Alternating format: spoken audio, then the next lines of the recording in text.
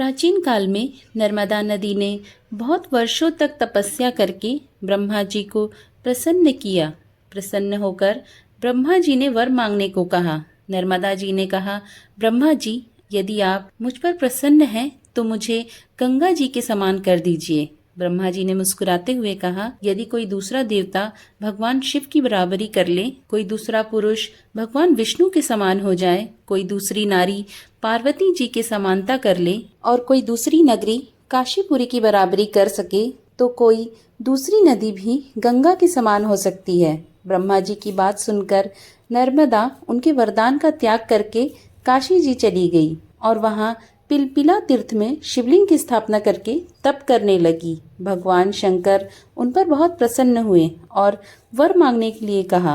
नर्मदा ने कहा, भगवान, तुच्छ वर मांगने से क्या लाभ, बस आपके चरण कमलों में मेरी भक्ति बनी रहे।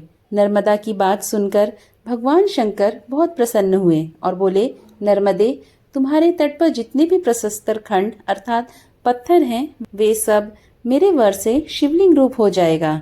गंगा में स्नान करने पर शीघ्र ही पाप का नाश होता है। यमुना 7 दिन के स्नान से और सरस्वती 3 दिन के स्नान से सब पापों का नाश करती है, परंतु तुम दर्शन मात्र से संपूर्ण पापों का निवारण करने वाली होगी। तुमने जो नर्मदेश्वर शिवलिंग की स्थापना की है वह पुण्य और मोक्ष देने वाला होगा। भगवान शंकर उसी शिवलिंग में लीन हो गए। इतनी पवित्रता पाकर नर्मदा भी प्रसन्न हो गई। इसलिए कहा जाता है, नर्मदा का हर कंकर शिव शंकर है।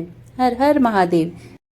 आशा करती हूँ आपको आज की मेरी ये कथा पसंद आई होगी। पसंद आई हो तो एक लाइक कर दें, चैनल पर नए हो तो सब्सक्राइब कर लें, साथ ही बेल आइकॉन का बटन ज़रूर दबा दें, जिससे आने वाली वीडियो की जानकारी आपको सहज ही प्राप्त होती रहे। राधे राधे।